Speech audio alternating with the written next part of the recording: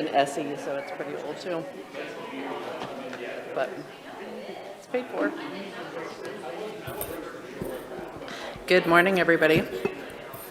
Welcome to the June 7th, 2021 Grants Pass City Council Workshop. We are missing Councillor De La Grange at the moment. Everybody else is present. First step on the agenda, we have a discussion on a potential false alarm fee, and it looks like Chief Hensman is here to start us off. Good morning, everybody. So today we are going to continue the conversation that started back several months ago now when we went through the budget cut exercise, and we discussed the possibility of starting up a false alarm fee here in the city. So subject and summary for today: public safety responds to a significant number of false alarms each year, and we'll go through those numbers. Reducing the number of false alarms will free up valuable resources, and should we consider a false alarm fee or not will be the question. Relationship to your council goals is to provide cooperative shared leadership involving council, staff, and of course our community, and to enhance community safety by increasing proficiencies. So some background, as I mentioned, during the budget shortfall exercise that we had, staff identified just an ability to charge a fee for false alarms. And although additional revenue is probable for that first year, it's also very likely that false alarms will decrease over time and as a result of those fines and or education, which is what we want, and we certainly want to bring down those numbers. So currently, police and fire respond to an average of 2,000 alarm calls a year. Now, the majority of these false alarms are handled by the police department, and we'll go through some of those numbers in the next couple of slides. And of course, alarms occur for a variety of different reasons, but of course, different locations: businesses, residents, churches, schools, city properties, etc. And it's actually like 98, 99% of all false alarms all alarms are false. And that's a national trend as well. So how big is the problem? Well, false alarms cost the city and its citizens thousands of dollars each year, taking officers and firefighters away from actual emergencies. Emergency services and resources are limited and shouldn't be wasted. Hundreds of police patrol hours are spent investigating alarm reports that turn out to be false. Alarm companies and alarm users should be responsible for the use and maintenance of alarm systems to help ensure prompt police fire response when an actual emergency does exist. So I wanted to point out three major causes of false alarms. So it's actually user error, installation or service errors, and equipment failures. And other reasons for false alarms include inadequate training of people that are allowed access to that particular security system, our children, neighbors, cleaning personnel, real estate agents, guests, relatives, etc. Weak system batteries, open, unlocked, or loose fitting doors and windows, and draft from heaters and air conditioning systems that move plants, your curtains, balloons, etc. And then, of course, you got to put in our wandering pets that have caused an alarm or two to go off when they shouldn't have. So this is where we get into the nuts and bolts of the data. So you can see for the last year, we had 1,889 false alarms. That's a big, big number. And 23 were legit. And how we figured out that number essentially is we respond to a whole bunch of false alarms, and when we investigate it, if we come up with obvious that there was a crime occurred, or it's obvious that it was just a false alarm. I wanted to break it down and show you some of the financial issues this causes for the city. So we just kind of use some average numbers and the amount of officers that respond to these alarms. And we guesstimate there that about $40,000 is wasted on false alarm fees. That's a lot of money. And then about 5,000 in man hours for justified events. That's just the hours we broke down. We have a crime analyst at our department that's pretty outstanding, and she's a wizard and pulled all these numbers together for us. So I didn't want to show you the particular businesses and put their name up in lights. So I just went business A, B, C, D, E, F, and give you an idea of locations where 3 or more false alarms in 1 year. So 164 commercial locations, 10 residents, and 48 of these locations have 7 or more false alarms. That's a big number. And then the top 6, keeping the business name out of it, you can see it goes from 25 to 15. So they were in joint fourth place, those 3 businesses you see there in front of you. Fire alarm response is a lot different. We don't see a huge amount of false fire alarms, but we still see them, so I thought it was important to give this holistic presentation that it does certainly occur. So our firefighters respond to an average of about 275 alarm calls per year. Alarms occur at a variety of locations, obviously, businesses, residents, schools, churches, etc.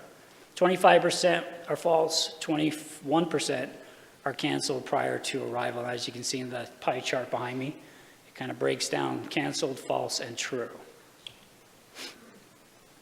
The numbers there aren't as bad as the police response. As you can see with the fire, there are more true than false. I don't know if that's necessarily a good thing. At least for this conversation, it probably isn't, but that's what the data says. And then the dollar amount is very different, and that's also in your packet as well. And then, of course, the hours of personnel time that was expended responding to these calls are there also, and really not too bad from the fire side of the house. Our fire frequent alarms, same thing as police.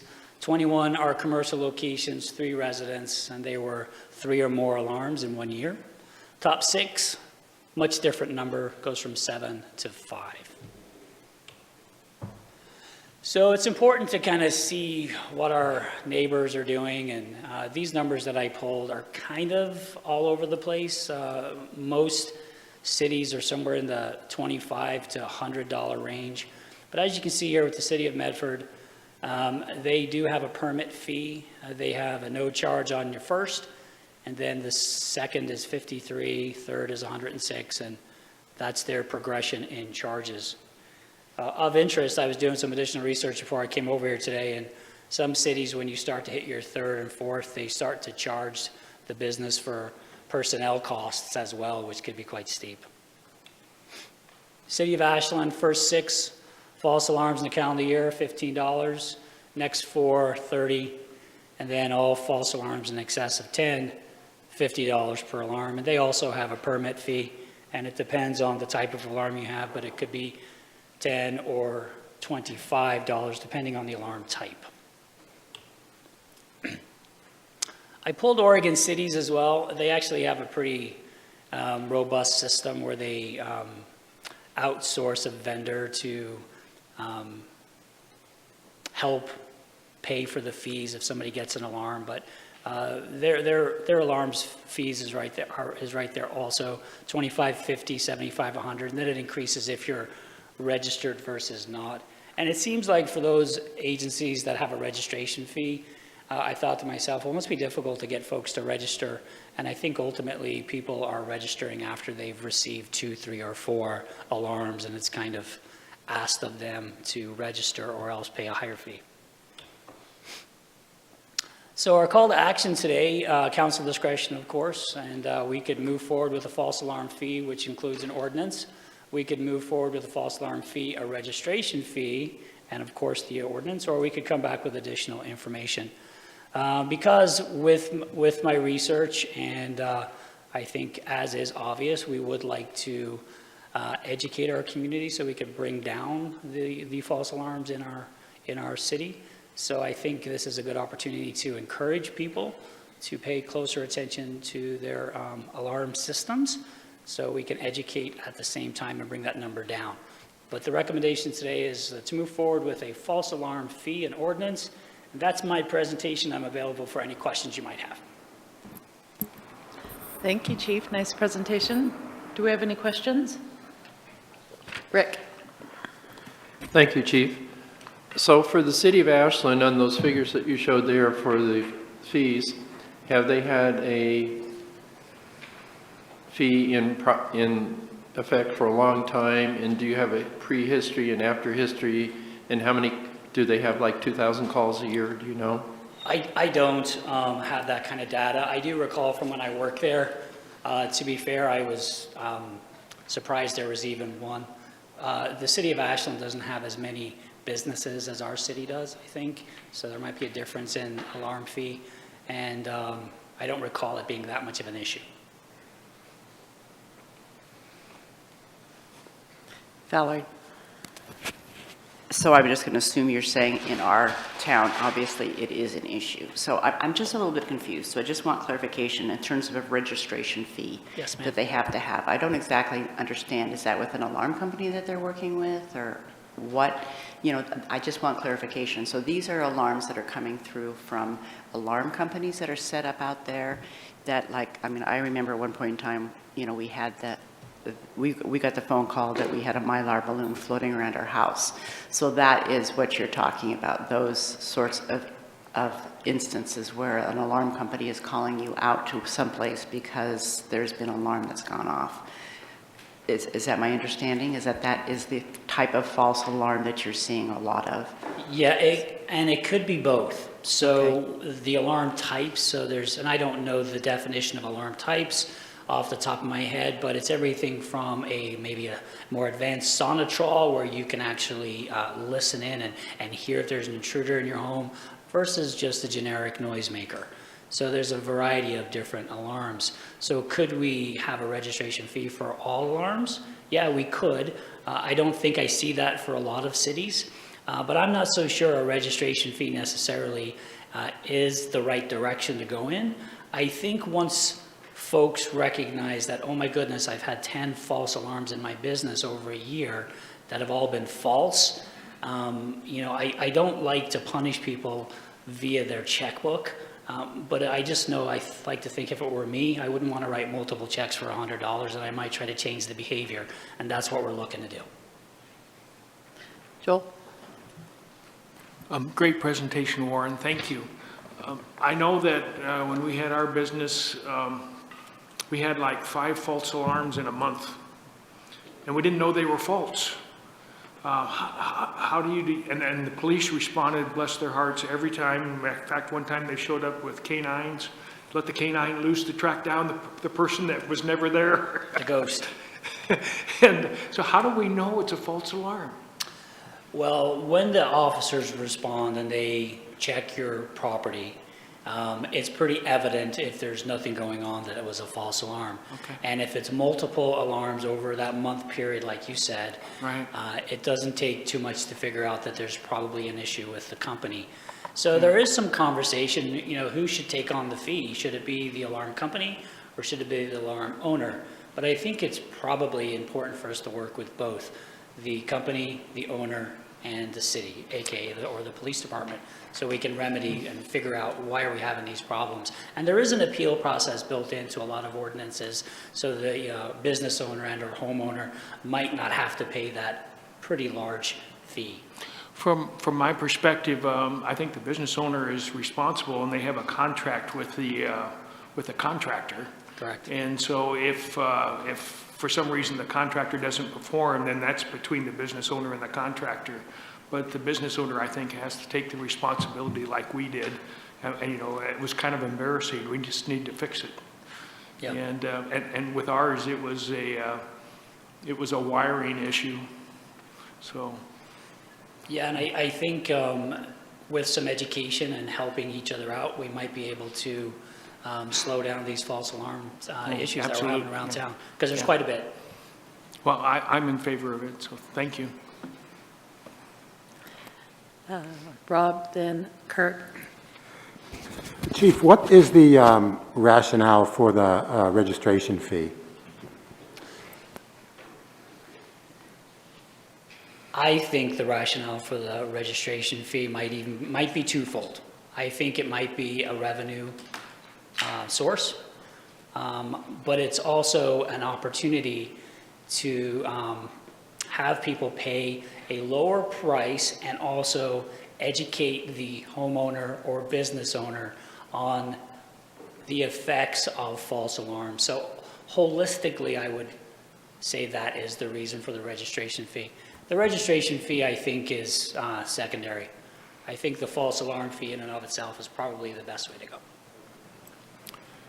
Kurt? So I would definitely be in favor of this. We work really hard to provide public safety services, and it would be pretty wasteful for somebody to use those services without any value to it. So, and I would say that the City of Ashland's fees are a little too nice, Pretty low. that we should definitely make this a more aggressive fee. And if somebody's a repeat offender over 10, I would say, let's name them. Let's put it in the paper. I would assume that the fire calls have a higher cost to them than a police call? Not necessarily. If a fire truck goes out there, it might only be staffed with 2 to that engine. And as opposed to a police call, we might bring in a canine and we might bring in multiple officers to do a perimeter check. Sometimes doors are left open, so we have to assume that there's an intruder inside your business, which means clearing the business, which could take 4 or 5, even 6 officers, depending on the size, so elevates the cost significantly. There's an administrative cost, I would assume, too, right? There could be. I mean, they got to do paperwork afterwards if it was a false alarm. Oh, you're talking about for the police department? Yeah. Yeah, with all police calls, there's a computer-aided dispatch system, and the administrative portion is really fast.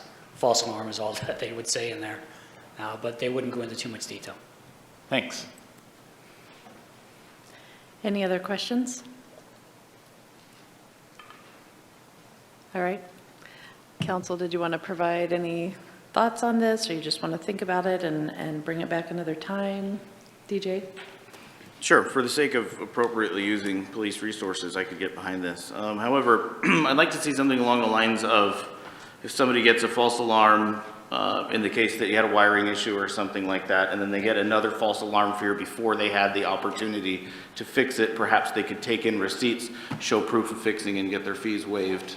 Because this is kind of what I'm seeing, the spirit of this is to initiate people fixing their issues. I'd like to see that. Absolutely.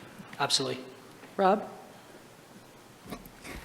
Yeah, I think I can add a little bit to this discussion because I have some experience in this area from a user perspective. We'll get into 2 other things.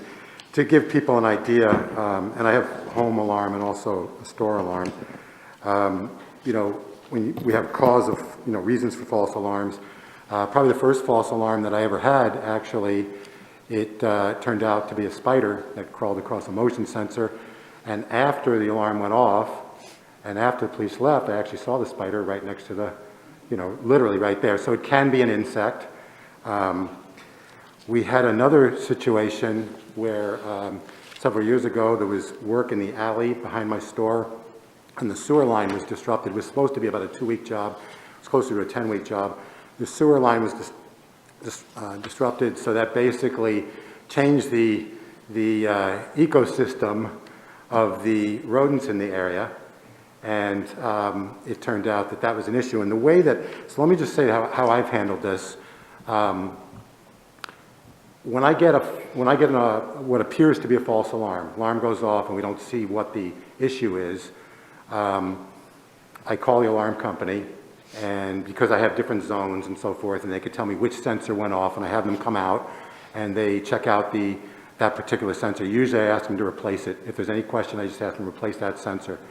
Okay, if I get a second false alarm, or a second alarm from that same area, or even anywhere in the store within a few weeks, okay, I realize I've got a problem. I call my alarm company and I instruct them not to dispatch the police if the alarm goes off again in the near future, just to call me. Okay, right now they dispatch the police or call me. So now I've got two, and I have to figure out what's going on. Okay, one time we had a bat in our building and didn't know it. I mean, it's a 100-some-odd-year-old building. Obviously, it's not going to be 1,000% airtight. Obviously, bats and birds and things can and do occasionally get in. But the other time, when we had the issue with the sewer line in the back being disrupted, there were critters all over the alley. And I realized, okay, we had two false alarms. We got this sewer line disrupted through no, it wasn't my doing, but nonetheless, I took action to rid ourselves of the critters that were in the building. And when we stopped, and we never found evidence of critters in the building, but we took action. And roughly 4 to 6 weeks later, when we had no more alarms, I realized that we had taken care of the problem and basically had the alarm company then be instructed to call the police again, dispatch the police. But my point is, after the first time I would have the alarm company come out, after I have a second one within a few weeks or a month, at that point I tell them don't call the police until I figure this out. And then after I believe I figured it out, then I turn it back on. So I think that at least two, we'll call it freebies, I think is appropriate. Whether it's a spider, whether it's a rat, whether it's whatever, I think at least two freebies in a 6-month period. And I think after that, I think a low fine could be appropriate. And I have no problem with escalation for multiple offenders who haven't really done their best to stop the problem. I would also mention one other, what appear to be false alarms that may not be a false alarm, and I know that I know one business owner who says that they know through video surveillance that they found out later through video surveillance, they actually had a bad guy come up and shake their door, and probably to see if there was an alarm. The alarm went off and they took off. Now the cops show up and they think, oh my gosh, this was a false alarm. Not really. It wasn't a false alarm. So there's times too when if a business owner has multiple versions of that, they may want to increase their lighting or things of that nature. So I think at least 2 chances somebody should get before it gets implemented. You could say 2 or 3. I think a low fine is appropriate. I have no problem with escalation for people that have 25 and 15 and 10 and things like that in a 6-month period. Okay, so what I'm hearing is that there is council interest in pursuing this, that we're interested in perhaps offering a couple of freebies for the first offenses with escalating fines for repeat offenses. Ashland's fines are too lenient, and to offer a fix-it option or waiving the fee if somebody has an issue that needs fixing. Is there any comment, disagreement? Vanessa? I would like to avoid this being punitive to smaller players. From a memo received last year in 2019, banks fell into this category more than 60 times. So I do respect your experience, Councillor Powell, with this, but there are some large players that are really abusing our resources within the public safety division. I would be in support of a $50 fee for 3 or more false alarms in a 12-month period. I'm in opposition to the registration fee, but having a registration is a good idea to obtain responsible party information so that we can have somebody to contact if there is an alarm.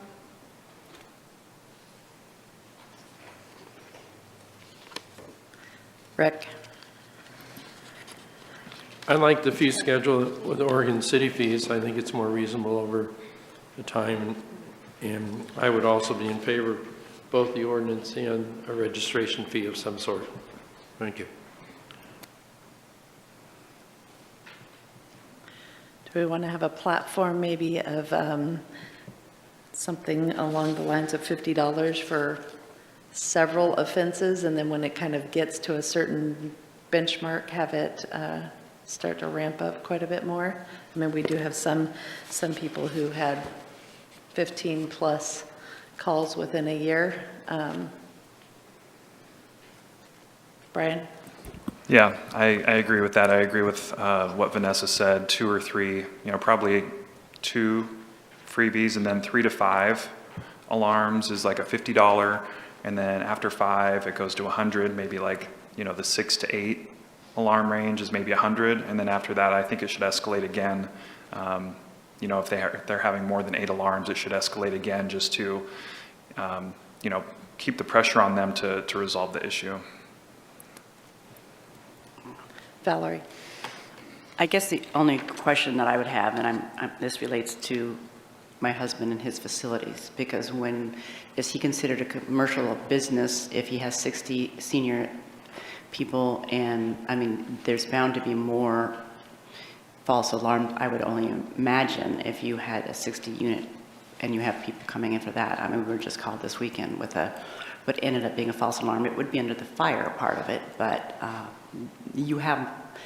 that's something that's hard to control. And he's had many instances, same thing, where he's had people rattling his door and they immediately call us. And, that's not something that he can have, anything against, though there was somebody rattling the door trying to get in.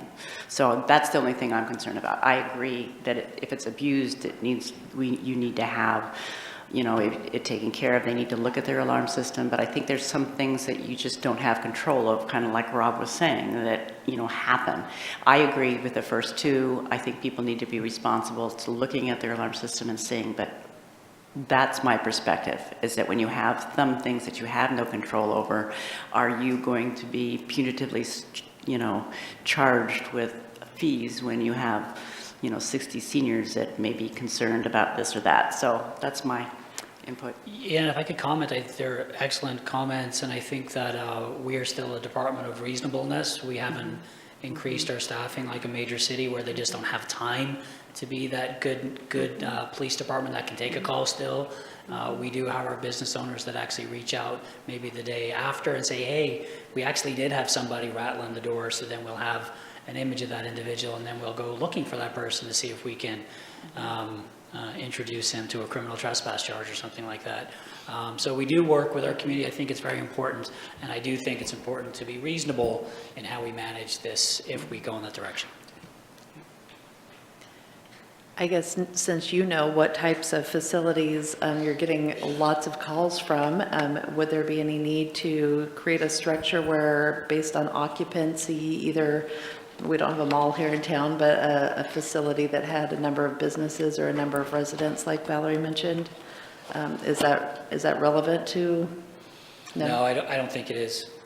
You might be surprised at some of the numbers. I don't think it is. I don't think it's necessary. Okay. Okay. Do you have what you need to draft something up? Yes, ma'am. Bring it back to us. Thank you. Thank you. All right, next up, we're going to talk about a portable band shell at Riverside Park. Hello, Wendy. Good morning. Actually, I should say afternoon, Mayor and Council. I'm Wendy Giordano, Park Superintendent. Just a moment while I pull this up.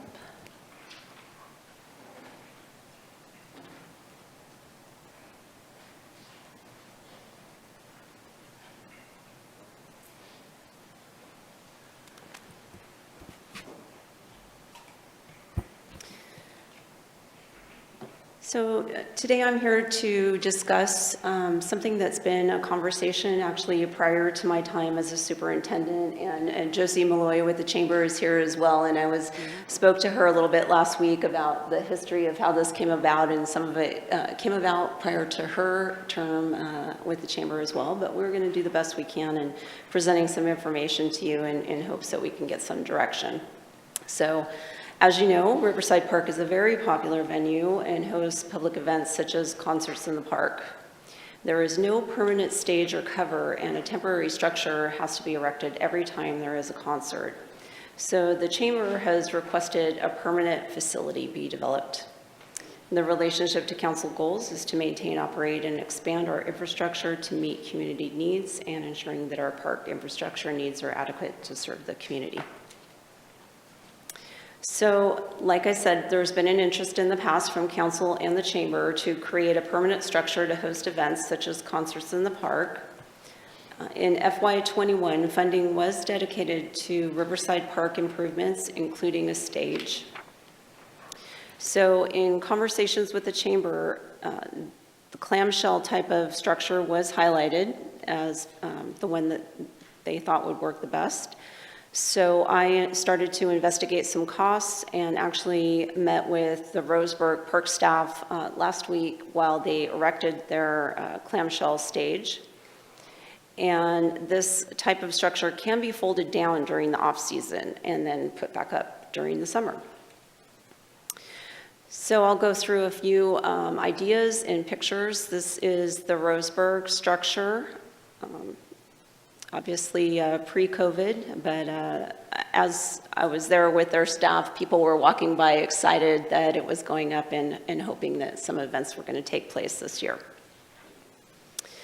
So Roseburg stage has a concrete foundation and it also backs up to a river. The metal frame folds down but stays in place during the off-season. So the photo that you see is what it looks like when it's down and what it looks like during the off-season. So it is covered with the fabric vinyl type cover. They store that off-site, and the manufacturer says that these covers last 7 to 10 years, and they have had this current cover for more than 10 years, and it's provided good service. They've had their structure for over 15 years. So you'll just see in the photos there just the various stages that as their team erects it. It takes about 4 or 5 staff members, about 4 or 5 hours, and these are people that know what they're doing. So if we do move forward with something like this, we're going to enlist them to have a field visit with us. So if you do need to replace the cover, that cost is about $8,000. So again, there it is, fully erected. This was last week, right after the holiday. So our traditional location at Riverside does have some challenges due to a sewer line in that general vicinity. That's just one of the challenges. We can't be, if we decide to move forward with a concrete foundation, which you don't have to use a concrete foundation. You can use, you can have it just on grass as long as the footings are appropriate or other things, but the sewer line has an ease, you have to stay 10 feet away from that. So in some conversations about alternate locations, the chamber had actually said perhaps in that eastern edge of the park could be a spot. The problem with the eastern or western edge is the direct sun in people's eyes, whether it's the performer or the audience. So we wanted to try to avoid that. And so just to kind of show you some examples of different locations, we could put it somewhere more towards the center of the field, which would also allow people to sit in the shade and on that slope on the southern edge of the park. We could also put it on the southeastern edge, kind of tilted so that you wouldn't have that direct sun in the performer's eyes. So those are just some of the locations that we just talked about. This shows those locations with the varying levels of flood hazard. So of course, the one closest to the river has the most challenges, not just with the sewer line, but it is in the floodway. So not only do we have FEMA issues, we do have new ordinance measures with the city that would have to be looked at, and the engineering would cost quite a bit more. So the other 2 locations are in the less hazardous area and would result in less costly construction. So just to give you an idea of what the view kind of looks like from the different locations, the picture on the left is the view that the performers typically have looking out across the field. And of course, the pre-COVID wonderful event on your right there of the public view with the traditional riverfront location. So if you placed it more towards the center of the existing event field, the performer would be looking towards the trees and that sloped area, and vice versa. The public would have the opportunity to be in a shaded area of course, those spots, I'm sure, would be the prime ones that people get there really early to get. And then the last location, that eastern corner location, the view from the performers area, and then the public. So some of the considerations are the size of the structure. The Roseburg clamshell is 50-foot span. They have sizes that are larger or smaller. Of course, the cost goes up or down. Would we like to move towards a slab concrete type of stage or some different kind of material? The location questions, not only, again, with the overcoming the issue with the sewer line, but floodway requirements, sound projection considerations. I know in the past we've had, it wasn't a concert, it was another event that caused, they were very loud. So we do have amplified sound permits now. We do try to keep track of decibel levels and make sure that people understand that their event, while welcome, they need to stay within certain boundaries to not make everybody in town hear what's happening there. So, and lastly, electrical options. If we move forward with this plan, we would need to put together an electrical plan, and Josie and the chamber have also expressed interest in also including some electrical options for vendors. So the revenue source for this project is LB 6395, Riverside Park Improvements. There is $400,000 available in that project, but it is, this is one part of 3 projects within that. One is the maintenance yard facility rehab, making it more accessible for driving through with trucks instead of backing out into the parking lot. The Reed building that we originally thought we were going to tear down, but is now a historic building. So we are going to have to embark on renovating that, and I don't have an exact cost for that. Everybody that's in the construction industry is pretty busy, and so I haven't had a lot of return calls, just kind of trying to get some idea on the renovation cost of that. But the ballpark figure for the stage clamshell project is in the 110 to 125 range. Of course, that cost could go up or down depending on variables, the size of the clamshell structure, the concrete work that needs to be done. It seems like every week our costs keep going up. I did have a ballpark quote from engineering, but you know, of course, that's with those little asterisks next to everything these days that say, you know, but. Electrical, I don't have a cost for that because there's so many factors involved. And Josie had mentioned to me that there is potentially a sponsor that's willing to contribute to this project. That has not been firmed up, but she might have a chance to get up and talk a little bit about that, and then staff resources. So with that, I would love to hear any questions you have, and of course Josie is here as well. Thanks, Wendy. I have a quick question about the Reed building. What is that used for? Right now, it's pretty much just used once a year during Boatnik. There's actually a little locked holding area for public safety to use. I don't know if they used it last year or not. I think they were kind of surprised that the building was even available still.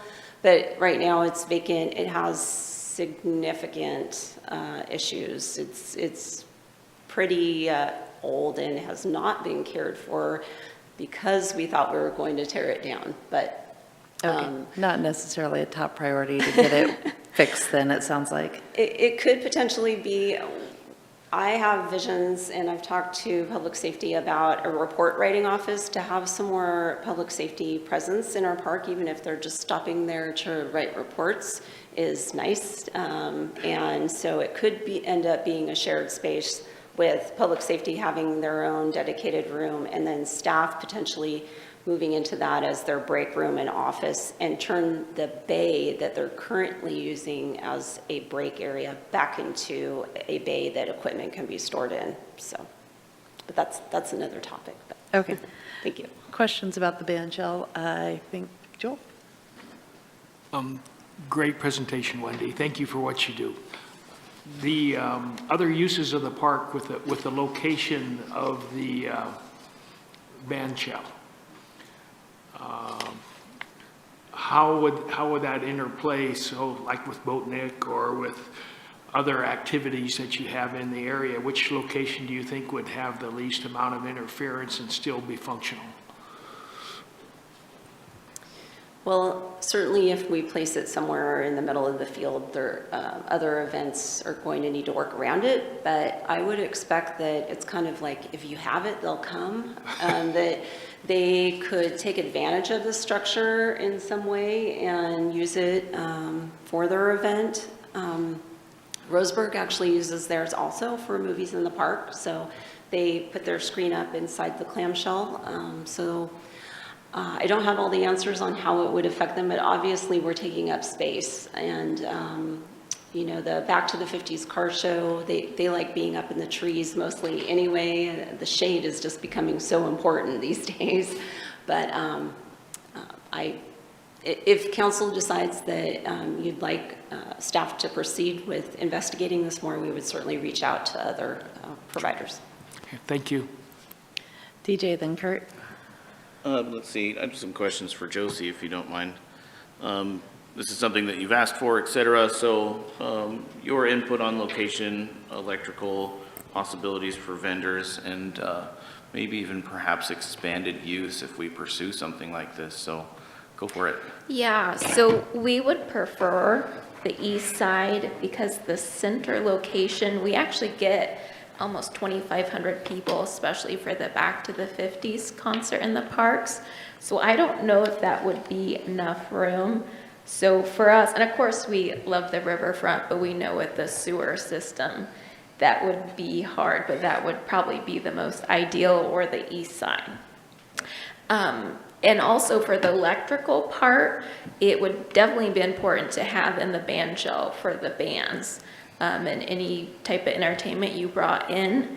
For the vendors, right now, the electrical system doesn't work very well. So if you bring in a big vendor, they really can't use it. So they have to bring in generators, which then turn into be very loud.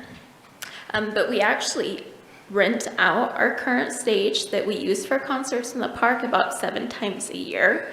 And they actually use it for different events in the park. So you have different school productions, you have theaters, you have church services. So already there's a demand, and I think if you actually created a permanent structure, you would just have all kinds of different operations use it. So it would not only be a benefit to us, it would be for the entire community.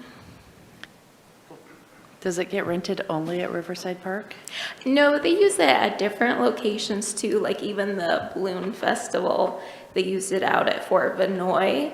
But I think more people would move their events to Riverside Park if there was a permanent structure, because our current stage is not easy to put up. It takes about 5 strong people to actually manually put it up. So I think the people that currently rent it would love a permanent venue, so they didn't have to provide all that manpower. Kurt, then Rob. All right, no real question. I just wanted to say that for years I've gone to Roseburg because it's such a great place to go, and they get really good acts, which I'm hoping we would be able to too. And I mean, while I'm listening to that music, I was usually distracted because I was saying, why doesn't Grants Pass have something like this? So I knew this was coming up, and I've been waiting for it for weeks. I really want us to do this. Thanks. I've also been to Roseburg, and it has a considerably better slope than what we have here, and it has shade. So a couple of differences. Rob?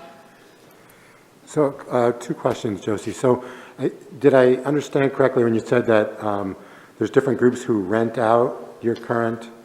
Okay, so basically that if this were to go up and the city were to pay for it, then obviously the rental income would not go to the chamber, right?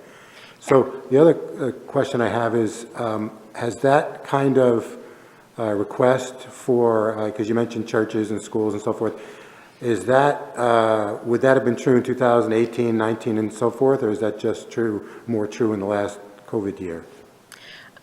We've seen it, I mean, I haven't been here more than 3 years, but the time I've been here, it's, the same people almost every year use it. And actually, we did, even Barnstormers reached out to us. They wanted to do a big production in the park. And some people, when we let them know, they actually have to put it up themselves, or we have to bring in volunteers that kind of sways them. So we would actually have more people rent it if it was a little bit easier to put up. But no, I mean, every year we get more requests. And we don't really advertise that it's available either. Other questions? Valerie? Yes, thank you both for this presentation. I've been kind of anxious for it. I kind of feel the same way. I go to concerts in the park, and I would agree with what Josie said, that, it's nice to sit up on the shaded area right there, but there's a whole lot of other people that are there, and there's a whole lot of people dancing, and if you stick it right in the middle, you're really limiting the space. I'm interested in that East performance. You mentioned how the sun being in eyes, is that, you did take that into effect when you kind of put it at the angle, is that what you're saying, on the eastern side, so that it would not be an issue with the sun going down and being in the performers? It was not a scientific study yet. Okay, I was just curious. It was just an idea that could accomplish having it out of the middle of the field, but, still try to work with that sun. I seem to recall, I mean, we could get scientific with this, where we actually, get those projections of, that time of year, where is the sun at that time in the evening, and make adjustments as necessary. But we were just trying to look for some direction, see if you even wanted us to proceed with this at all. And I will say that I've been kind of long on this ride for a while, because I was also involved in when we set up for the Active Club. And so at that point in time, the recommendation was that the Active Club, something be built for the Active Club. And there was a talk of putting some sort of, if we did the Isaac Walton, putting that right along with a stage for the very purposes that we're talking about now. So, that has been, from that perspective, in the works for a while, that at that time they knew that they were probably going to need to put some sort of concert venue in there. So I like the eastern side, where it's in the shade somewhat, and therefore people can still sit up on the, to listen to the music. You can always sit up there, and the dancers can be down there in front of it. I mean, just saying, being a dancer. But I'm really excited about it and in support of it. And I'll just add too, even on our current stage, we have some material that kind of blocks the sun of the performers too. So I think you could add that too, and it would help a little bit. It wouldn't solve the full problem, but. Brian? Yeah, thank you. So regarding the sewer line, I'm wondering exactly what the significance of that is as far as the construction of the band shell, because a band shell is a pretty simple structure. We're putting a slab. There's not going to be a ton of infrastructure per se. I mean, there's going to be electrical, but are you basically saying that the band shell should not be located anywhere where that sewer line is located? it is against our code to have construction certainly on top of a sewer line. Even if it's a simple band shell, it's still a large concrete slab. And then not only that, but there's a 10-foot easement. So we can't be closer than 10 feet to that sewer line. Okay, thank you for that clarification. And as far as addressing the issues of slope and flatness and people being able to see, would there be any opportunity to build up the ground where the band shell will be so it's slightly elevated above the rest of the field? I would imagine anything is possible with the right amount of engineering and funding. Time and money. That isn't, we didn't consider that, but. if We'd that's have the to look direction. into that. Brad might be able to answer it more, but we may have to look at the no-rise issues. It is in the floodway, floodplain I meant, and So there could be some issues with that, but if there's a possibility, we could engineer it that way. Okay, thanks. That's worth thinking about because the current structure, the band is considerably higher than ground level, and because that area doesn't have any slope, I know visibility is already a bit of an issue, but would be worse. I don't know. Have we looked at other parks? Are there any other locations that have a slope? I'm not thinking of anything except for maybe Gilbert softball field isn't being well used, but. I think in a conversation that I had with Aaron last week, I mean, we really thought part of the reason that people come to this event is that it's a riverfront. You know, it's this beautiful park on the river, and they can meander, enjoy the park, but I'm certainly open to other options. Sure. This is just the. Well, years ago, it also used to be further, it used to be right adjacent to the 7th Street Bridge. It was in the shade. It wasn't in the field area at all, so it's changed a little bit over time, but it is nice in Riverside. Brian? Yeah, I was just going to say another potential location would be to have it on the south side of this diagram facing north. And then we wouldn't run into any of the floodplain issues. It would be next to the slope, so it might be a little bit easier to elevate. And then it would, the sun would be out of everybody's eyes, and it would leave the whole field for people to spread out in. Because I saw in a couple of these pictures, some of these shows get a lot of people, so we want to make sure we're not, hurting our ability to have as many people want to come as possible. Any other questions? Well, we're certainly interested, but we're a little bit all over the board in terms of providing any direction, maybe. Aaron? Yeah, would you like us to, it sounds like there's interest in council, so that's the consensus, I believe. What we can do is we can go back and take a look at some of the feedback that you've provided, get a better idea and cost associated with the potential sites, and maybe elevation, if that's an option, and get you a better cost estimate and see where you go from there. And that can be done either in a memo or another workshop if you'd like. DJ? Yeah, could you please also look in the upgrading infrastructure for vendors as well?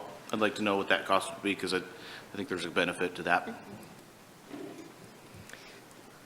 I'll be able to provide some ballpark figures, but as you know, without a plan designed, I'm not going to have anything solid, but we can certainly try to give some ballpark numbers, working with Josie and seeing what the vendors are needing and how many outlet locations. Sure, yeah, a plan, kind of where you'd put them, how you would upgrade them, those kind of things, just to keep that in the conversation would be good. Thanks.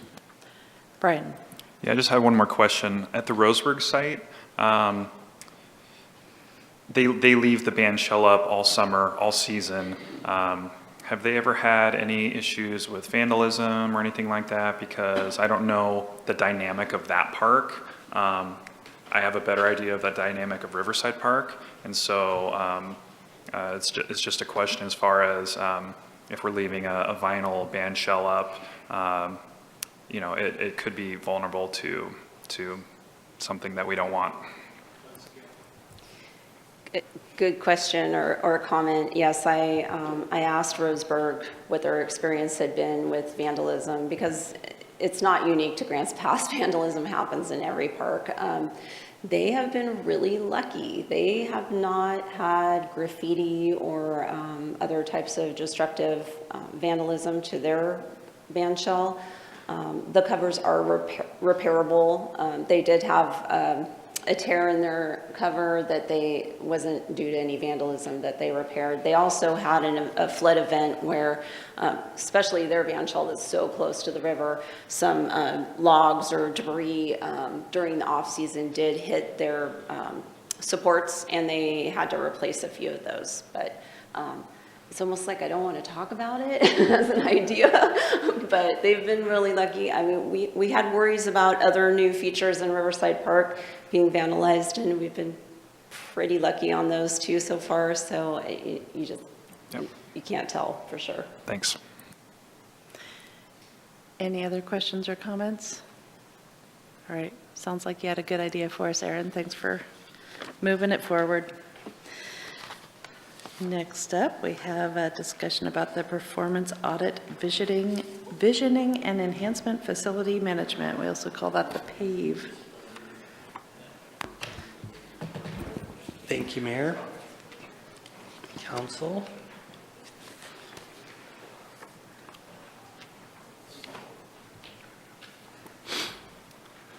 So I do have an update to the 2020 Performance Audit Visioning Enhancement Committee PAVE report for the Facilities Management Division.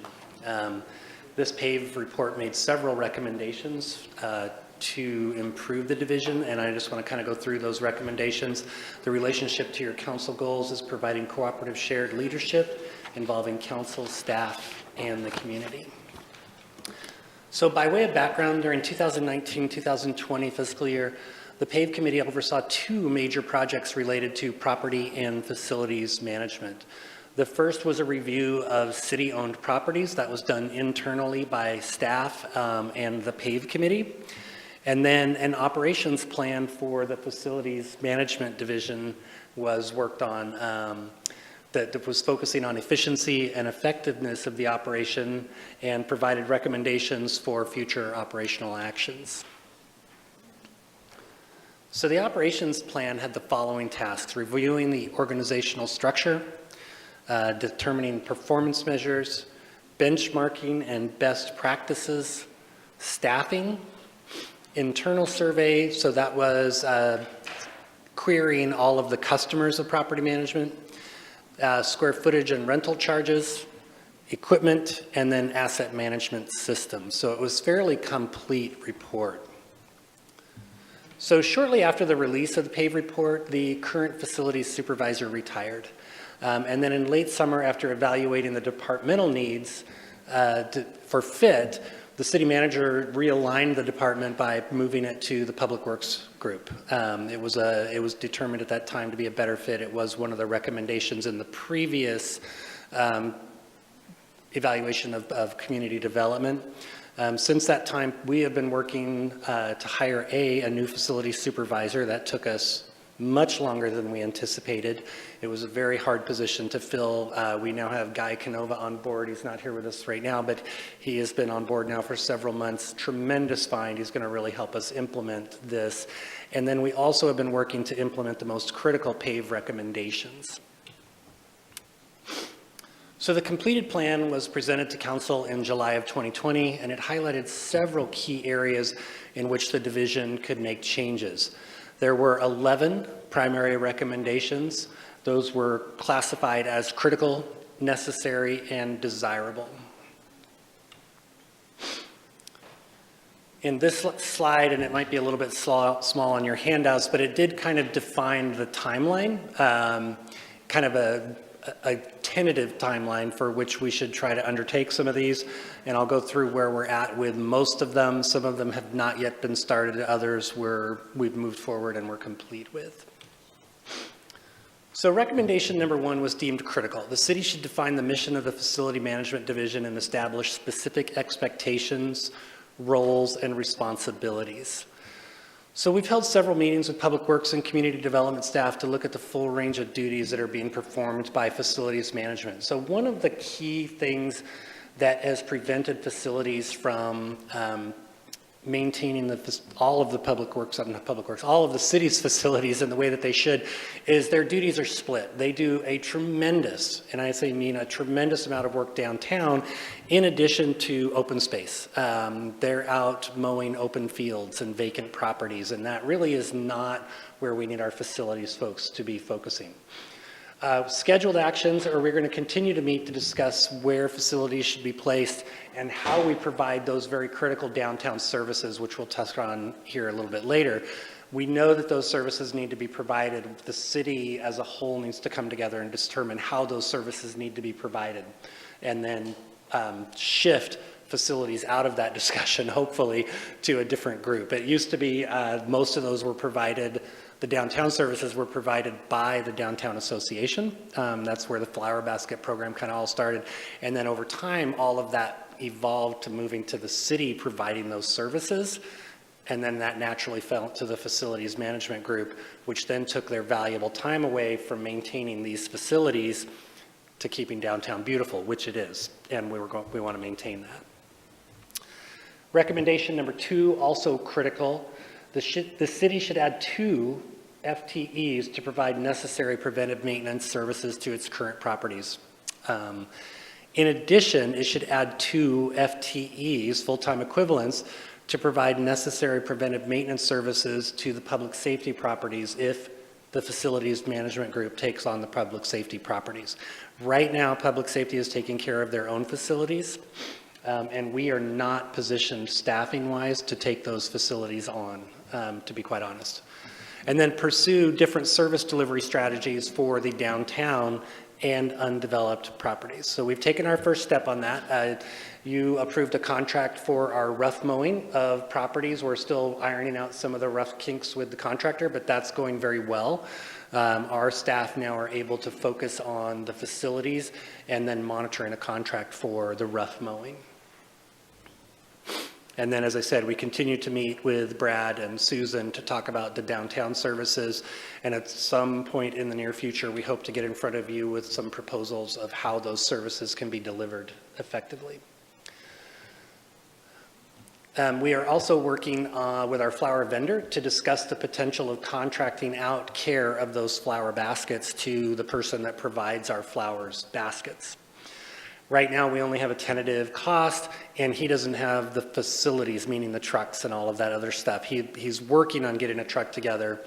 I will say that we do this fairly inexpensively, that we've been subsidizing downtown on this one with labor from the facilities group.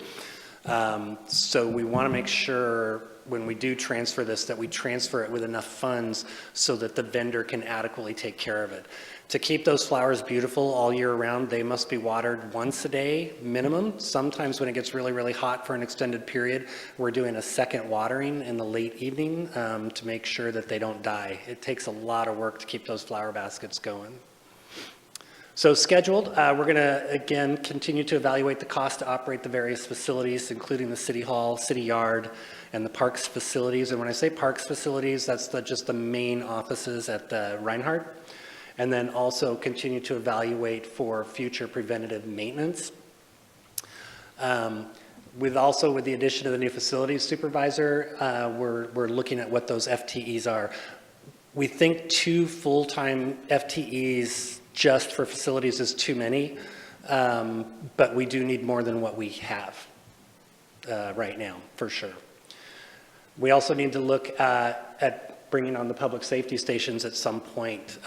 Public safety, while they are great at arresting criminals and putting out fires, operating and maintaining their facilities is not what they're best at. Also, it's not where they should be spending their valuable trained employees' time. We should be using skilled facilities personnel to handle that. We will be continuing to evaluate that over the next couple of years and working with Warren about what his needs are to develop a cost to take those services on. So recommendation number 3 was considered necessary. This is that surveys, the city should enhance communication. So the surveys that were performed during the PAVE study indicated a lack of two-way communication between stakeholders and facility management staff. So I, as a stakeholder, would call up Mike Byrne at that time and say, hey, we need to get this fixed, and you might not never hear back. The issue may or may not get taken care of, but you wouldn't know because there wasn't that two-way communication loop. They were out busy doing their stuff and just didn't quite think that was important. Well, me as a stakeholder, it's important for me to know that, hey, my issue was heard and that the issue was rectified. So what we've done is we've implemented a new service request system which automatically notifies somebody that their request was received. And then when that request is completed, the staff member that completed it just replies back to that email, closes the loop, says the item's been fixed, it goes back to the original customer. It's actually been very successful, and we've received quite a bit of praise from everybody within the building. And they're able just to send an email to a email list that's built into our email system, goes out to all the facility personnel, they assign it out, and the work gets done.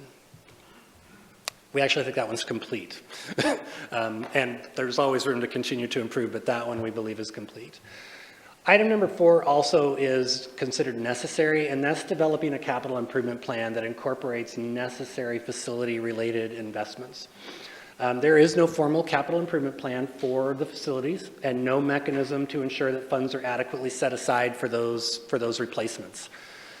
We have worked on a request for proposal to develop an asset management plan. This was I believe, 3-star item coming out of the strategic planning session this year.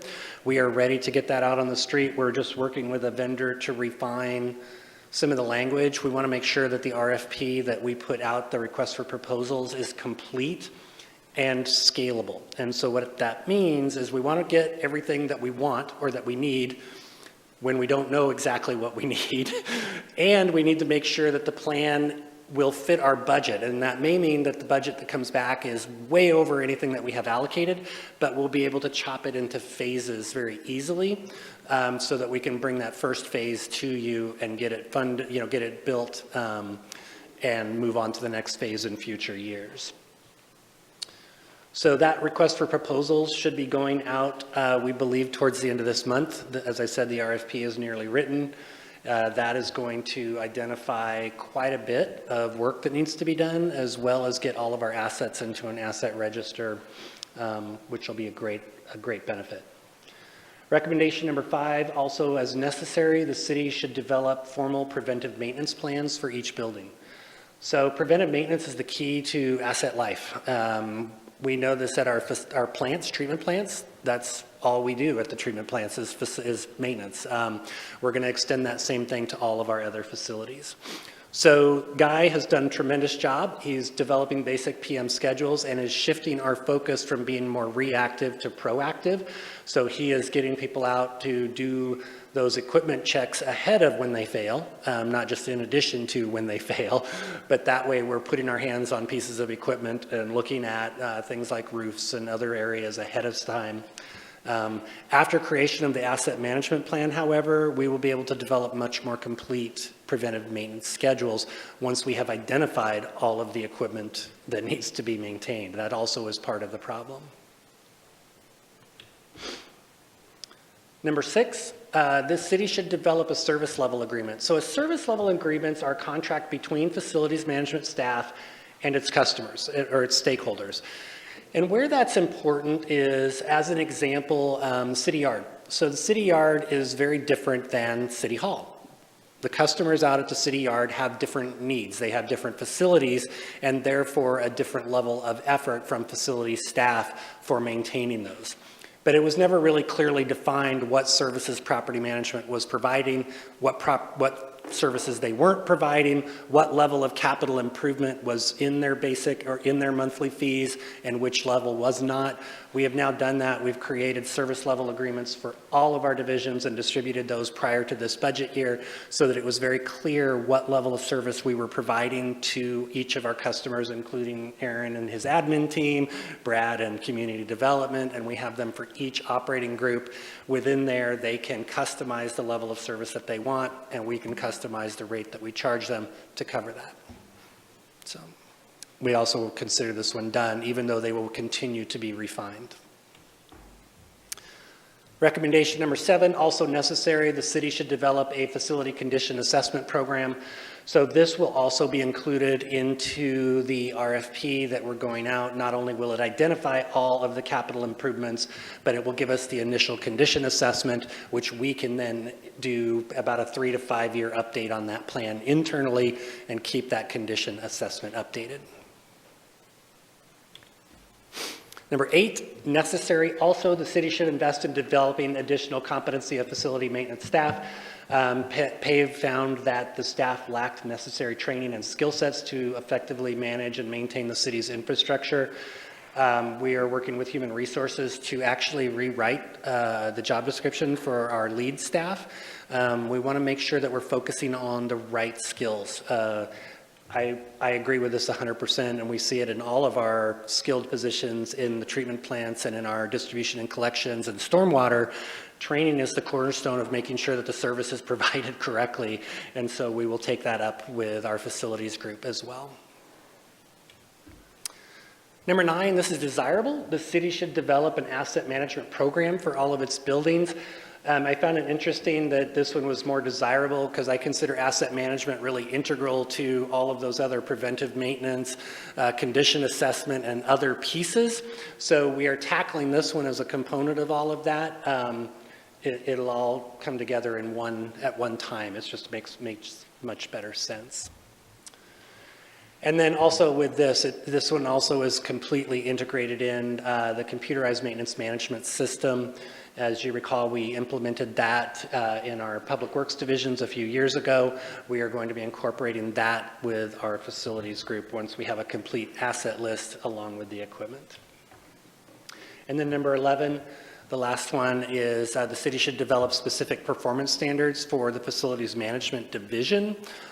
We have not taken any action on this yet to date, and we will be working to develop those measures in the future once we really completely define the role of the facilities management group.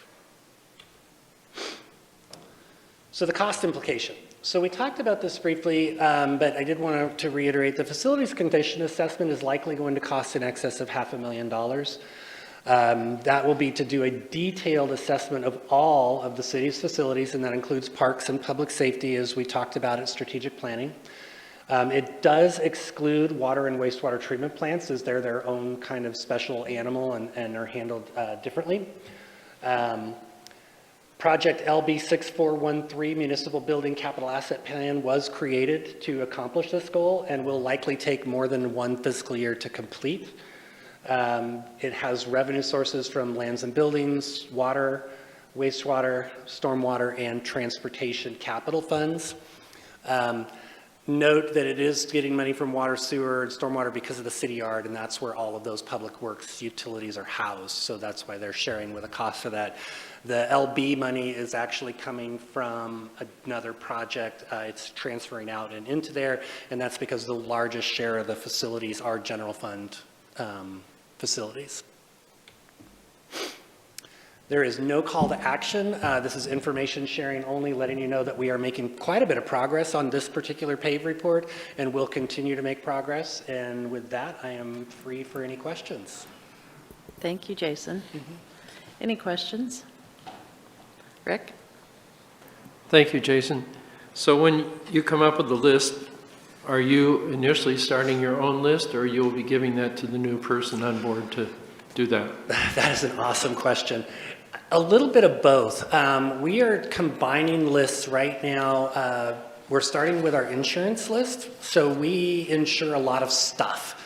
So we're going to start with that list that's in the insurance. Then we're going to work with Adam and Mindy to pull a list out of what's called our fixed asset register, because they use that for GASB reporting.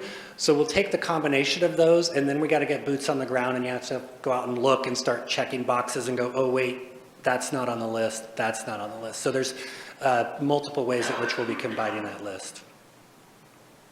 Brian, then Valerie. Yeah, thanks, Jason. You mentioned a couple times the facilities management division does a lot of spends a lot of time in the downtown area. Yeah. I'm just wondering if you could give us a little more detail as far as the scope of work that they do down there. Yeah, they do everything. Flower baskets is probably the most visible, but also all of the tree lighting, things like the Christmas tree, they've taken care of that. They take care of a lot of sidewalk issues, trash can issues, quite a bit of any of the downtown work. Up until the last parklets, they did all the parklet work. The last ones I actually worked with the street, we'd worked with the street division to get those accomplished. You name it, they're doing quite a bit of work down there. It's all varied, cleaning in alleys, just stuff that you wouldn't expect. Okay, and then you said Department of Public Safety handles their own assets right now. Do they have an in-house facilities person, or is that existing staff? I'm going to let Warren answer, but I believe the way it's happened is they have an existing person who knows the facilities, who handles the contracts for getting that work done. It's not like they're doing it themselves, but they're handling those contracts.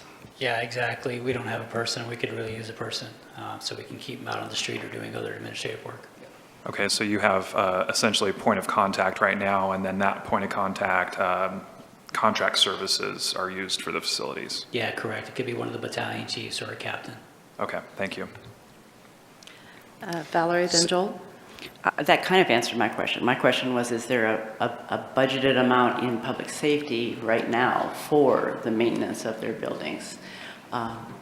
Because that's what I was curious about, is that there are quite a few public safety buildings and nice public safety buildings. And so I was just wondering if they had a budgeted amount in their budget. We have a small amount. We don't have what we need moving into the future. In fact, that's on our strategic planning internally as we run into next year.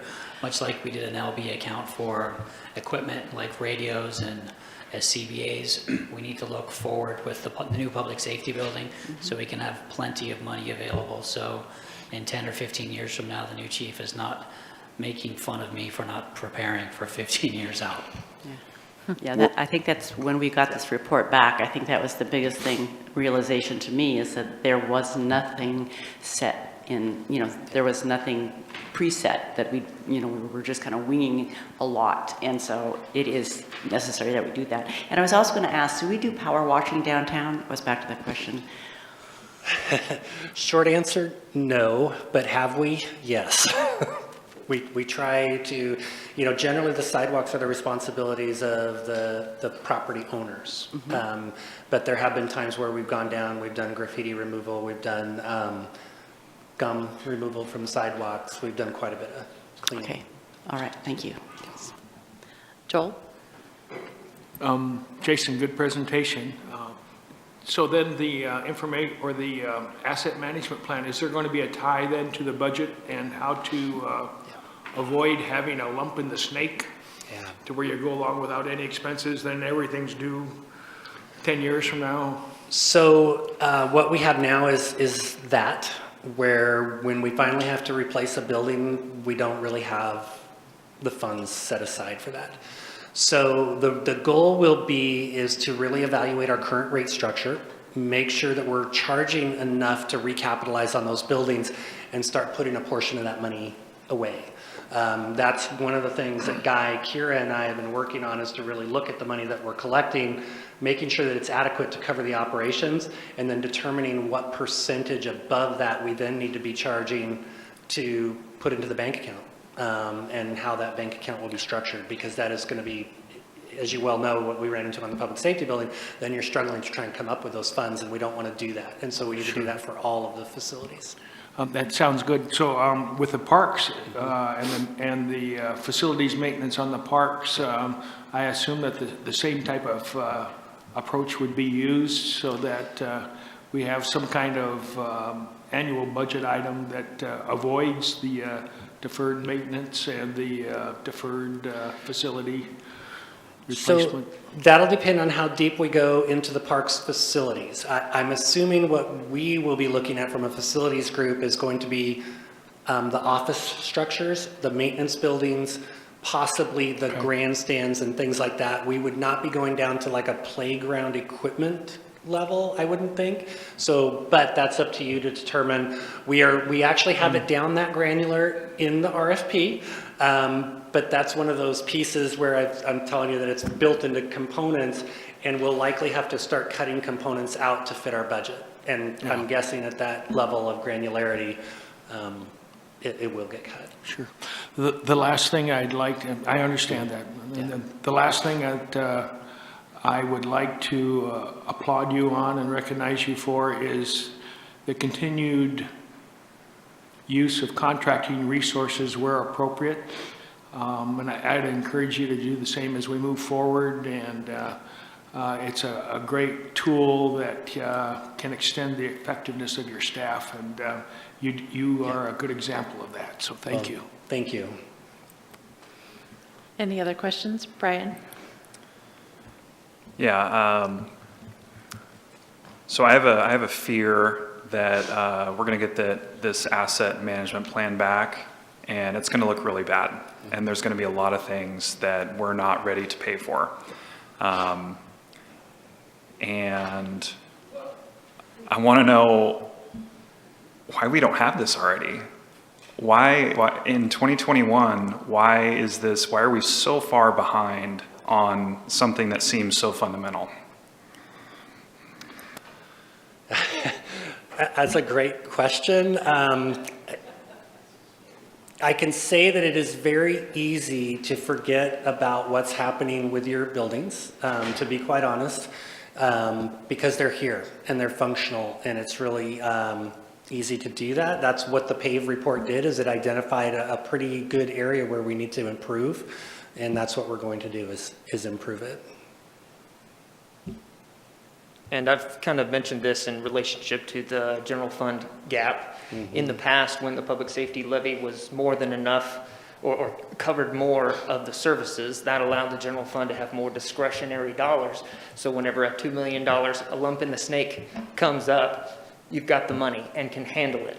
Whereas now what we're seeing is that strain on that general support is now such that we have to plan more diligently than we have in the past. So that's certainly the step that staff is heading in right now.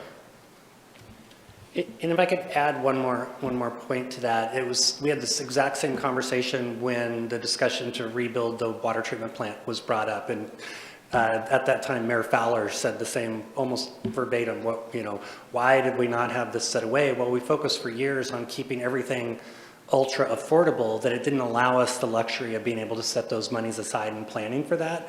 I think now we're having those conversations and we're being honest about the cost of providing the services, but we still need to make sure that we're doing that affordably. So it is that hard conversation, and I applaud all of you guys for having that. My job is just to get it in front of you, and hopefully we can make it work.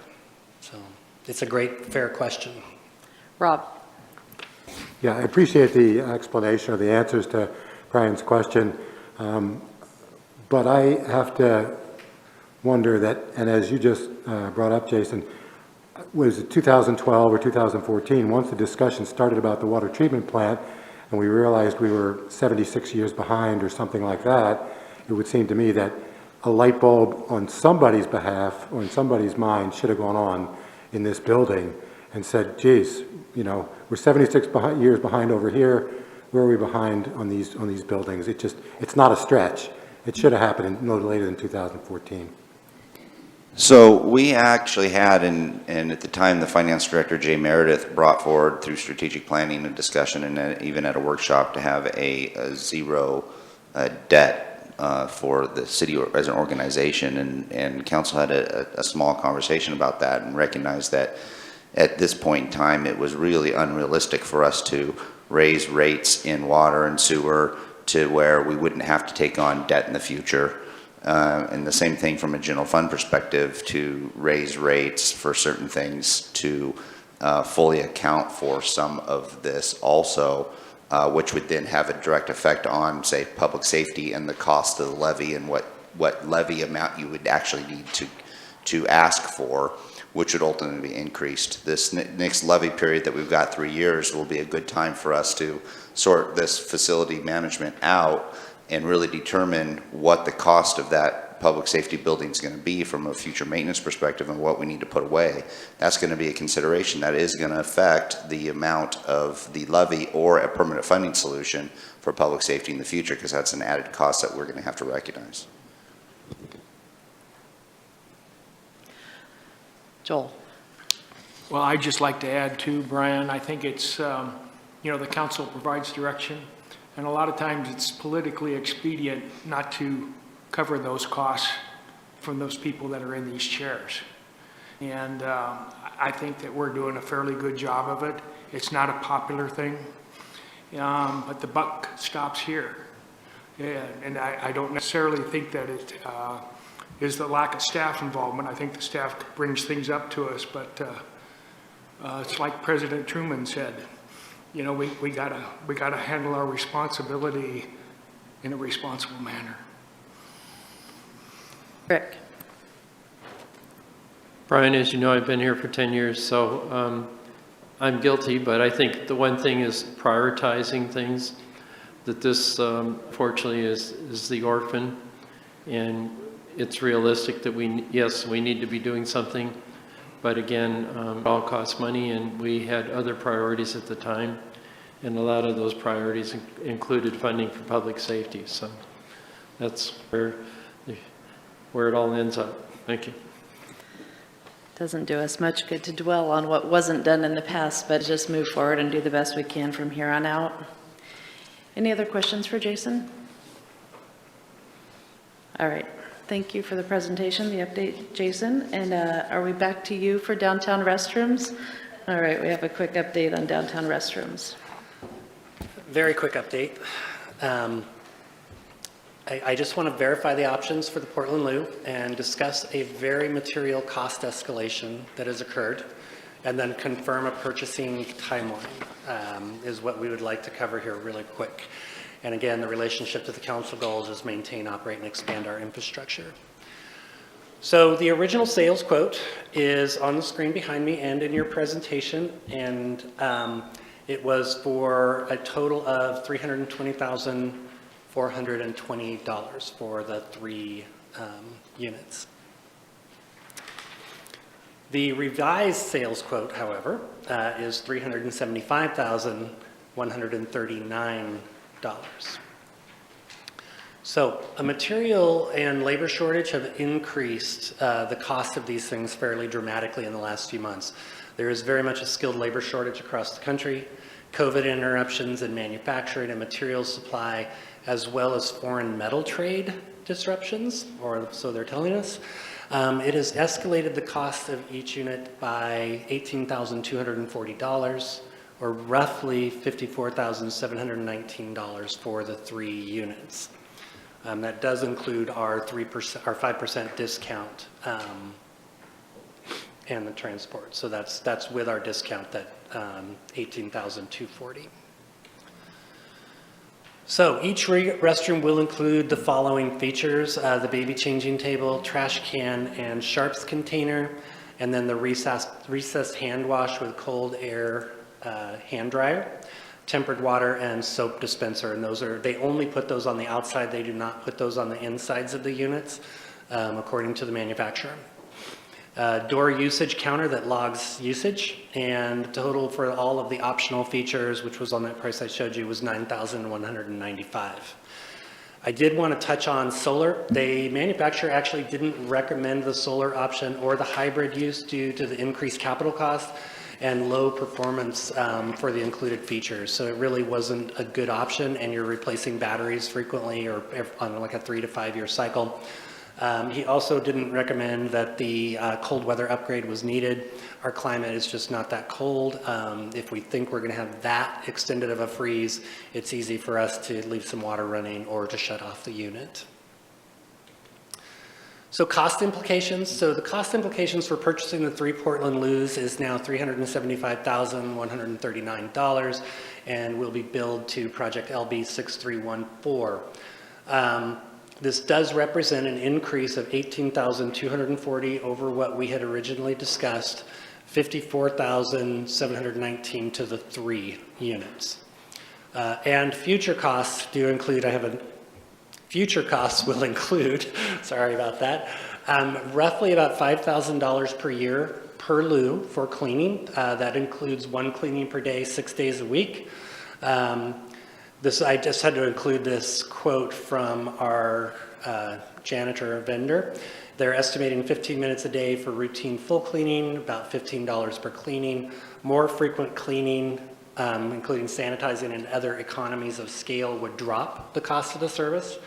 Disgusting things that I don't want to think about could increase the cost. That was actually his exact words. Had to include it. They are public restrooms. They do probably see things they probably shouldn't, but hopefully it stays pretty reasonable. The other thing is locking at night, if selected, would be about $1,500 per year per loo, which is what we are currently paying, and roughly $2,000 a year in just incidental maintenance. So that would be our ongoing costs. This is at your discretion. We would like to move this to approval, possibly on consent on your next agenda. Otherwise, our quote will expire. We could get a revised quote, but we do run the risk of that cost going up again. The other options would be to wait for a material market to stabilize. That could be several months, though, down the road, possibly fall, winter, or spring of next year. And so with that, I would take any questions that you would have. Questions? Joel? I'm not sure, Jason, if this is the time to bring it up or bring it up when it comes to approving it. The Sharps container for $900 per bathroom. I don't see a lot of Sharps downtown. The thing that concerns me is what I call the Pygmalion effect, where if you have it, they will come in terms of Sharps and heroin, and I really don't want to encourage the pushers to do that. So I would prefer, and I can bring it up when it comes for the funding, that we drop that part of the funding. If it does become a problem in the future where we do get Sharps downtown in front of your stores or whatever, that we could include it at that time. The other thing is we're going to have children, families using these things. If that becomes something that is everyday an occurrence and it's something that the kids are exposed to, again, the Pygmalion effect is not something that I don't think we want to encourage.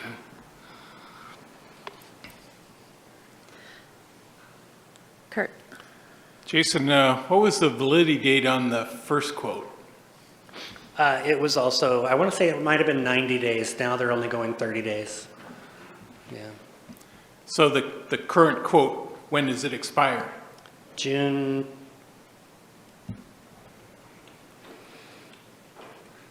I'm going to see if it's actually on there. It's not. I want to say it is late June. So if we get it in this next meeting, we'll be okay. If not, we'll try to get them to either hold the quote and get it on the first meeting in July. That would be our options. Rob? Jason, is something like the Sharps container, we'll say modular, is it something that could easily be added after the fact? I actually cannot answer that. I can find that information out. It might be that they have to build it into the structure and that it's accessed from the utility hatch. It's not like there's a plastic Sharps container like you would see just inside the structure. So there's a, I think that the way that they do it is there's a door and it drops into the Sharps container in the back in the maintenance access section. Yeah, I think it would be good to know Okay. if that's something that could be added later if we chose. Yep. Rick? Jason, on the incidental $2,000 a year, would that include a plumber for a plug toilet? Yeah, we really took a shot in the dark on that one. I'm really just taking a stab. We are not really spending much on the other ones now, like the porta potties and stuff, but we know that once we have these, and I think just it'll average out to a couple $1,000s a year. Until we get it in there and try it, there's no way of knowing. Valerie? I guess that was my question, is obviously those costs are inferred by us because they don't do, or do they do a maintenance? So all of the costs except for the maintenance, we actually got quotes from vendors, from our current vendors that are providing those services. So I know that the cleaning costs are accurate, and I know that the cost for locking them at night is accurate. Okay, and those The came, general maintenance, we were just taking a number. okay. All right, and then, yeah, that was one of my questions. We don't have Sharps container in the current bathrooms that we have, No, correct? we do not. Okay. Rob? Jason, can you remind me again, what are the 3 locations that we settled on? We only decided on 2, and that was at the Visitors Center parking lot and the Beaver lot, Duck lot, Duck or Beaver on downtown on the It was Beaver that we just west said. side. Yes, thank Yep, you. Beaver. I get them backwards. But those 2, the other one we had not yet decided. I know that Wendy has actually expressed an interest to possibly using one in like a Baker Park. It would be a great location to try one out where they have a lot of trouble with the restroom. So maybe that would be the location for the 3rd.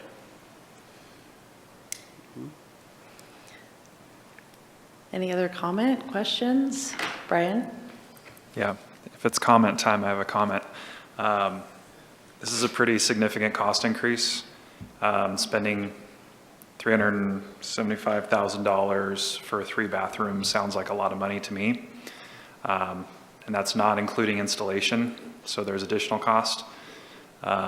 So when I got this updated quote, I started to think if we really need 3, And so I'm on the fence now. I think I'm trying to figure out if we can get by with just getting 2 of them and putting 1 in the Beaver lot.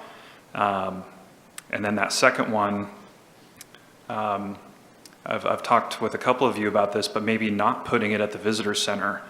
And in a couple of weeks, we're actually going to be talking about the visitor center as far as what we want to do with that site.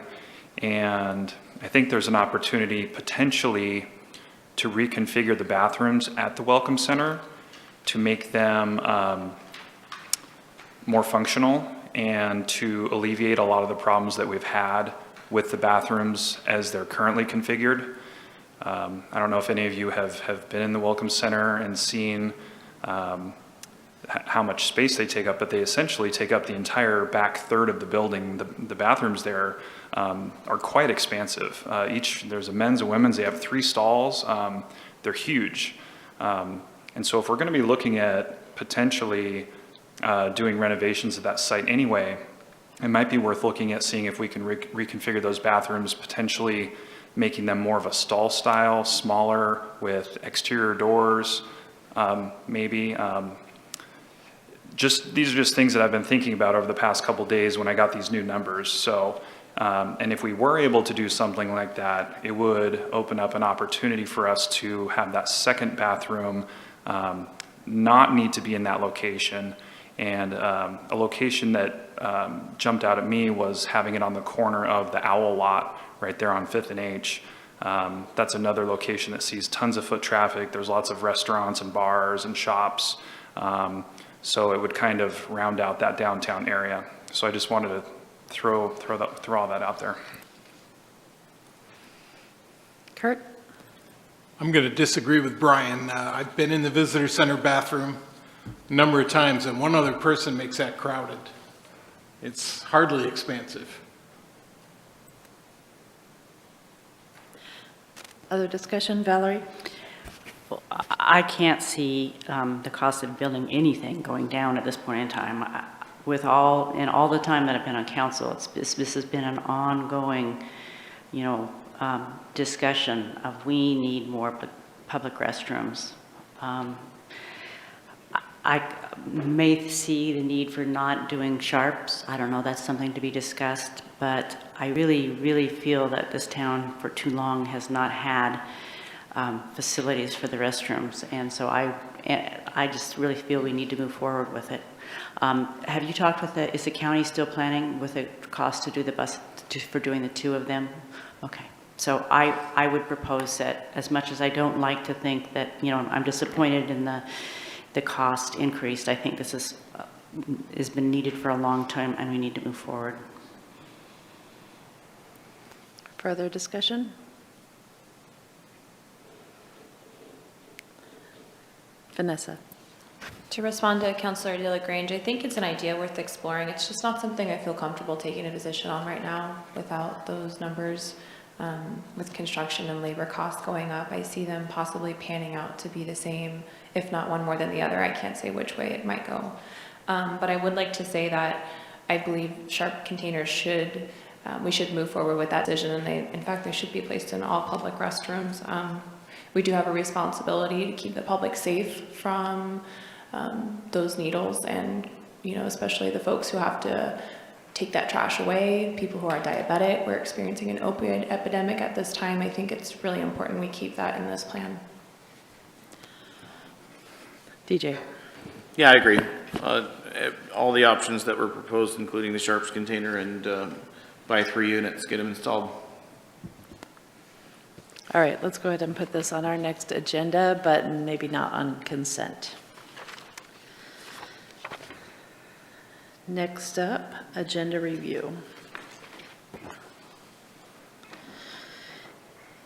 So our next meeting is the workshop next week, where we would have a little change. We've decided to have our committee motions come forward at workshops. So we have 3 coming forward from the Historical Building and Sites Commission, as well as Committee on Public Art and Urban Tree Committee, motions that they've all made in their committee levels. We would just be hearing what those are. A presentation, OLCC, is that in regard to adult businesses? and a presentation on minimum density regarding housing, residential, I would assume there. So then we have a Wednesday meeting next week with a public hearing on a sign code appeal from Siegel Automotive. Consideration of an ordinance that would amend the Development Code Articles 12, 19, and 22. What's the topic on that one? Somebody? Aaron? Sorry? I think it's the wildfire hazard mitigation Wildfire? construction. Okay, is that correct?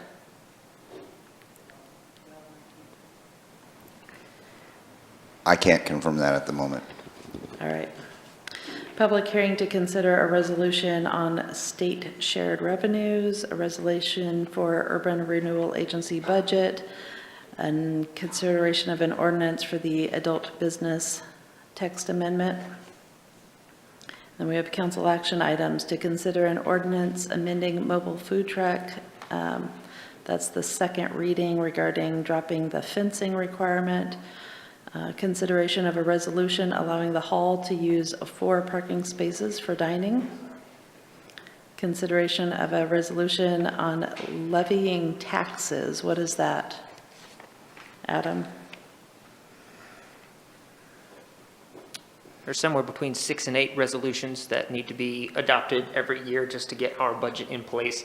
And the resolution authorizing the tax rate just confirms also what the Budget Committee approved as far as what to set the tax rate at for the year. Okay, thank you. And the ordinance that you talked about earlier is referring to the multi-dwelling unit ordinance changes. Okay, multi-dwelling units for the Development Code Articles 12, 19, and 22. Consideration of a resolution to adopt the budget for 2021-22. A resolution for Northwest Design Bragg Grant Extension. Consideration of a resolution for the interfund loan to Bancroft Fund. Consideration of a resolution for the Josephine County Assessor Delinquent Sewer Charges. Consideration of a resolution authorizing grant agreement with ODOT to purchase transit services. Consideration of a resolution regarding tax receipts, as well as one for the Urban Renewal Agency tax receipts.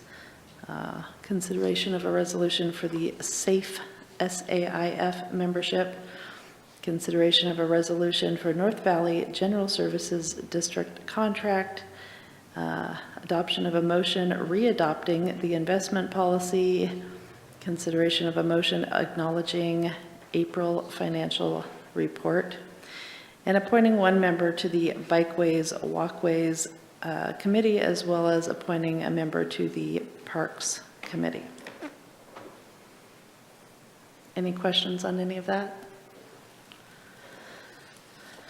All right, anything for the good of the order that you would like to see added to this? Brian?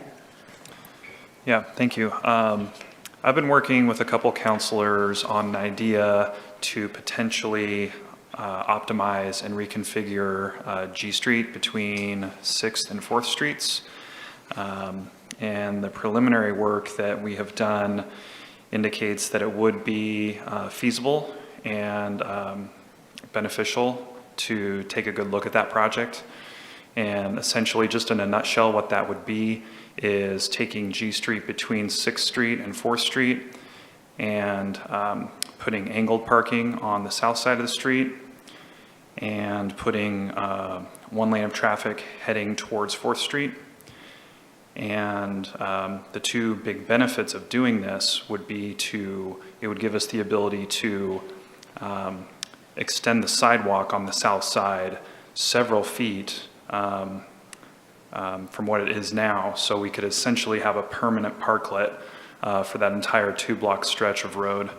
And then the other benefit is that it would make it much more safe for pedestrians to cross through that whole area there from 6th Street to 4th Street. So I just wanted to bring that up to council and see if there's interest in hearing that as a group. All right, are you proposing a workshop on that? Yes, ma'am. Okay. Any interest in that? Rick's saying yes, Vanessa's saying yes. So Rob and Kurt, okay. We will add that to a future workshop. Anything else, Rob? Yeah, I'd like to bring up something that I mentioned back in January. Last year, I guess during the summer, I had reason to investigate a little bit Grants Pass public safety body cam policy, and I started studying our policy and contrasting it with some of the other policies around the country. And there were concerns that I had that I felt some of the wording was very vague and really didn't do the job. So I went and I spoke with actually 3 different attorneys, including Mark, and they all saw the validity to my concern. And I'd like to actually have a workshop that would, where staff could present what our body cam policy is, and then we could all get a sense of whether or not we feel it's adequate and whether or not we feel that the wording is sufficiently definitive. Okay, is there interest in a body cam policy workshop? Vanessa's saying yes, Valerie, Rick, okay, you got at least 3 there. Most of the people said yes. Somebody else had their hand up, Joel. Well, I was wondering, with what Brian brought up about the downtown and the management of the streets, you know, it was our strategic planning first priority, if I remember correctly, about the downtown area. And rather than just piecemealing it like that, though that's a good, we could do that and that will work. I was wondering if we wanted to bring the whole topic forward because it was our top priority as a council, and see what we want to do downtown, including the street. And that's a pretty big bite. Yes, and actually we have right now scheduled for the July 26th workshop, which is on the back side of the page, status update on the downtown plan. And we have one coming up June 21st that will discuss the Welcome Center. So, yes, we'll package that up somehow. Anything else today? We do have an attorney meeting. Valerie? Yeah, I'll just keep this quick. I was just going to say also that parklets was a discussion that we also discussed having, and I think it's important that that be factored there along with the input from the downtown merchants. But what I wanted to call out is that I see that this, I've been asking about the emergency stuff all going on, and when we're going to get an update. I did notice that on October 2nd, we do have an emergency management update. But as I sat at my backyard this last week, and I think a lot of us are feeling the wind is big this year. And I think every time we feel that wind, we all go back to September 8th last year and wonder, I mean, and I'm glad we're having a workshop on the 8th, but they just did a big printout in what we've learned from the Alameda fire. And one of the things, the biggest things that they've been talking about is the importance of having the emergency call, the alert system. And so I would love to have an update at some point in time as to what we have in our Grants Pass emergency alert system working on right now. If there were a fire, how we're alerted and how that system works. So I just would like to say, I would love to get an update before the 2nd of August as to what the city has in place if there is a fire emergency and how to alert the citizens. All right, is anybody able to answer that off the cuff, or do you want to do a memo about that? It's definitely a memo type of report.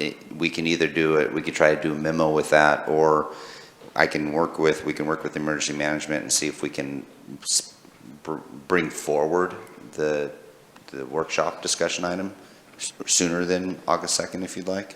Okay. One of the two. We could probably do the alert system separately if need be. That seems like a smaller ask. Okay, so to prepare an alert system like memo to council. Would that meet your needs, Valerie? Okay. Saw a hand up over here somewhere. No, I didn't. Vanessa? I'd like to segue onto that. And can we also talk about evacuation routes with that same discussion? Touch on evacuation routes also with a memo? Yes, please. Okay. All right. Anything else that we need to add right now? Nope. Okay. In that case, how about a motion to adjourn the workshop and move into special session,